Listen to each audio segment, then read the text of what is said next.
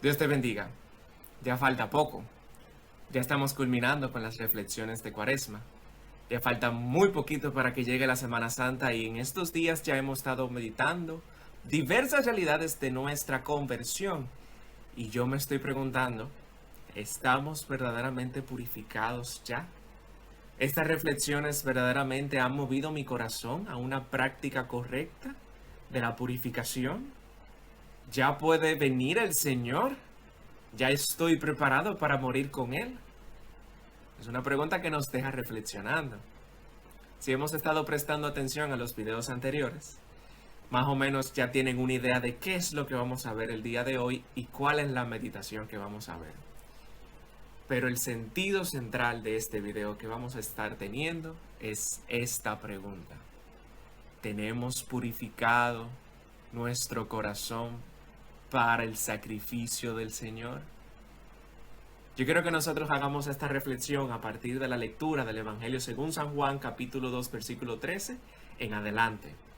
Y estaba cerca la Pascua de los judíos y subió Jesús a Jerusalén. Encontró en el templo a los vendedores de bueyes, ovejas y palomas y los cambistas en sus puestos. Con unas cuerdas hizo un látigo, arrojó a todos del templo con las ovejas y los bueyes, y tiró las monedas de los cambistas y volcó las mesas. Y les dijo a los que vendían palomas, quitad esto de aquí, no hagáis de la casa de mi padre un mercado. Recordaron sus discípulos que está escrito, el celo de tu casa me consume. Entonces los judíos replicaron, ¿qué signo nos das para hacer esto? Jesús respondió, destruid este templo y en 3 días lo levantaré. Los judíos contestaron, en 46 años ha sido construido este templo y tú lo vas a levantar en 3 días. Pero él se refería al templo de su cuerpo. Vemos aquí en el Señor una actitud fuerte, una actitud firme, que algunos incluso pensarían que es una actitud insolente, pero no podemos decir esto de nuestro Señor. Hay un sentido complejo en este texto que nosotros podemos ver, que no se contrapone en absoluto con las Sagradas Escrituras, sino que manifiesta la autoridad del Señor sobre las cosas de su Padre. En este caso, la casa de su Padre. Primero, vemos que el Señor respeta al 100% las tradiciones judías. No se queda en Cafarnaúm compartiendo con su familia, como lo vimos anteriormente, que estaba con su madre, estaba también con sus hermanos y sus discípulos. Recuerden que el sentido de los hermanos no es literalmente hijos de María, pero estaba con sus allegados. Y no se queda allí. Dura pocos días y luego parte a Jerusalén para celebrar la Pascua. Esto puede hablarnos a nosotros cuando nosotros vemos que se está acercando la Semana Santa, que se está acercando la Pascua y lo primero que nosotros pensamos es en ir a donde los familiares del interior, tomar estos días de vacaciones para yo volver a casa, para yo compartir con mi familia, para yo compartir con mis amigos, para yo pasarla bien. Y en segunda instancia, yo voy a la iglesia cuando sea necesario. Y a veces pienso yo mismo, bueno, estamos en pandemia, entonces yo voy a ver la misa en mi casa con la televisión. No estamos aprendiendo de la actitud del Señor. Se supone que debemos de prepararnos imitando al Señor. Y el Señor lo hace debidamente porque se dirige a Jerusalén días antes para prepararse correctamente.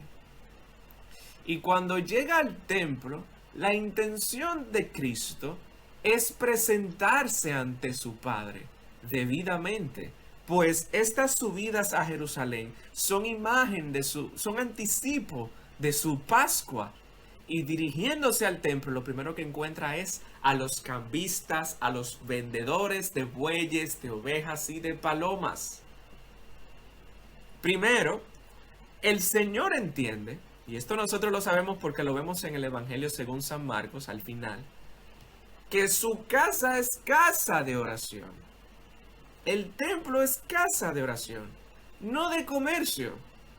Es un espacio para encontrarnos con el Señor, no para nosotros beneficiarnos económicamente de las actividades que se celebran en torno al culto. Nótese incluso qué es lo que se está vendiendo. Bueyes, ovejas y palomas.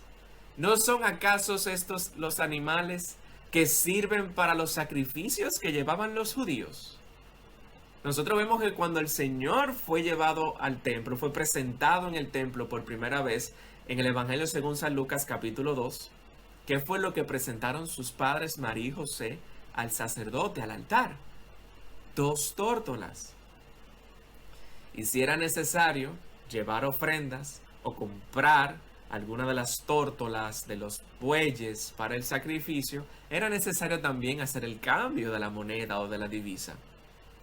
Y muchos de estos cambistas, en el proceso de cambio, se beneficiaban económicamente de forma ilícita.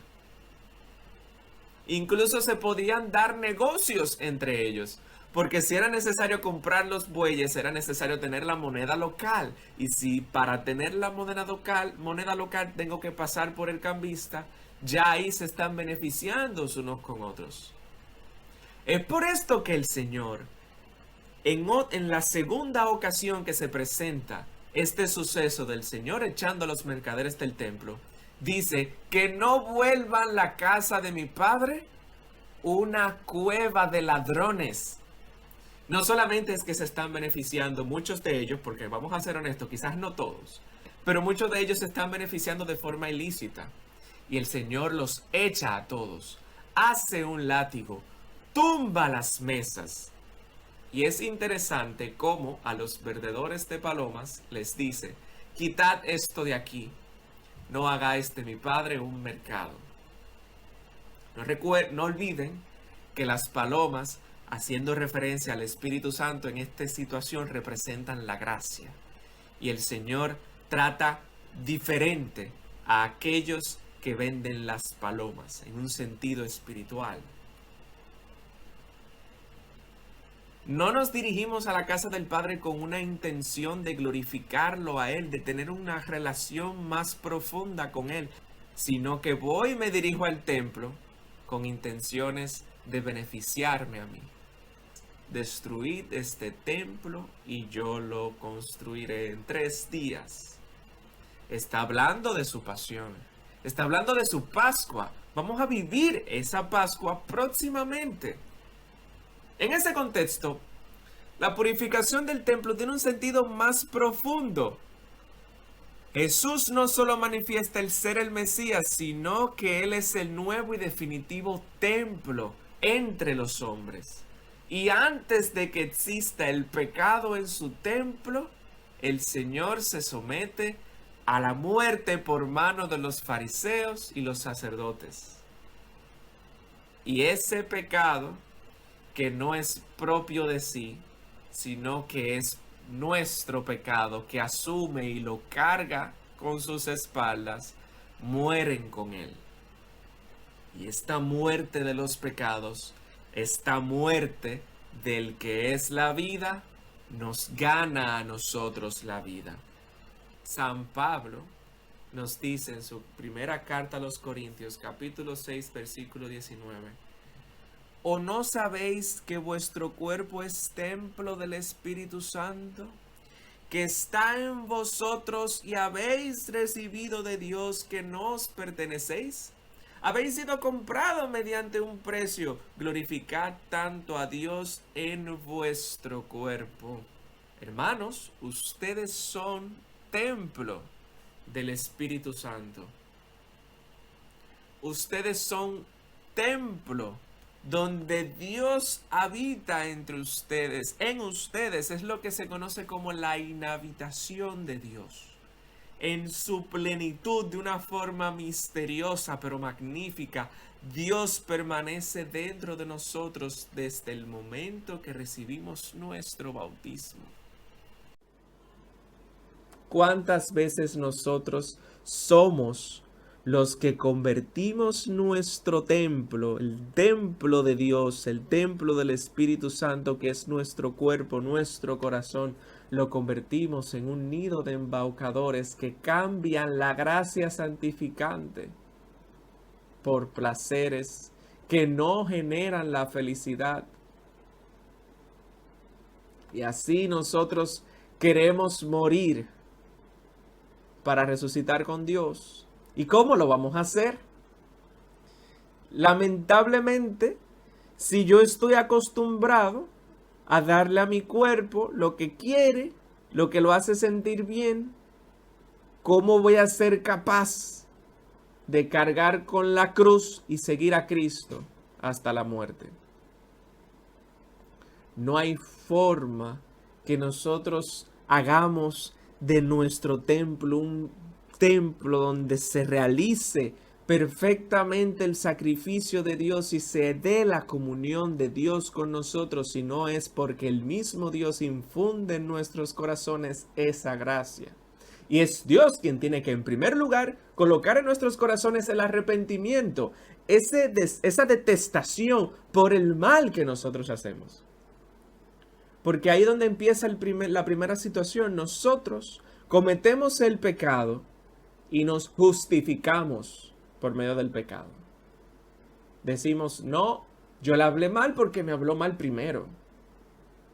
No, yo tuve que tener este momento de placer conmigo mismo porque yo me sentí estresado con el trabajo.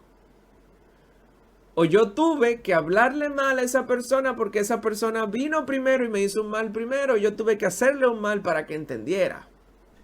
No hay forma de que todos estos arrepentimientos vengan a nosotros si no es porque le pedimos a Dios por medio de la oración que venga primero a colocar en nosotros el deseo de sacar a esos ladrones de nuestros corazones. Tenemos que purificarnos por dentro, como hemos estado viendo en estos videos. Purificar nuestro interior. Pedirle al Espíritu Santo que venga a nuestras vidas y nos cambie por dentro y nos renueve para que seamos verdaderamente templos purificados. Que tengamos la suficiente fuerza del alma para tomar la cruz de cada día y seguir al Señor hasta morir con Él, para resucitar verdaderamente con Él en la próxima Pascua. Cuando vayamos a presentarnos al Señor por medio de la oración, tenemos que presentarnos con un corazón quebrantado y humillado, como diría el Salmo 50. Un corazón contrito y humillado, el Señor nunca lo desprecia. Y solamente con un corazón contrito y humillado, el Señor aceptará nuestros sacrificios y nuestras ofrendas. Preparémonos para la Pascua por medio de la oración. Sin la oración, el hombre no se salva. Sin una relación directa con Dios, el hombre no recibe los medios para su santificación. Y en medio de las dificultades y de las debilidades, como diría San Pablo, nos gloriamos en ellas. Porque cuando débiles somos es cuando Dios se hace fuerte en nosotros. Solo nos basta la gracia de Dios. Ni los placeres del mundo, ni los bienes materiales, ni las cositas que puedan ofrecernos por ahí los amigos, las parejas o el mundo, nada de eso. Solamente la gracia de Dios nos basta. Y no vamos a vender la gracia por nada, porque solamente su gracia nos basta. Cerremos nuestros ojos y pidámosle a Dios que nos dé la gracia de poder encontrarnos con Él, de poder alimentarnos con su pan, de poder abrir el corazón a su presencia y de poder desear que el Espíritu Santo sea el motor de nuestras vidas para hacer el bien. Padre nuestro que estás en el cielo, santificado sea tu nombre. Venga a nosotros tu reino. Hágase tu voluntad, en la tierra como en el cielo. Danos hoy nuestro pan de cada día. Perdona nuestras ofensas, como también nosotros perdonamos a los que nos ofenden. no nos dejes caer en la tentación, y líbranos del mal. Amén. El Señor nos bendiga, nos guarde de todo mal y nos lleve a la vida eterna. Amén.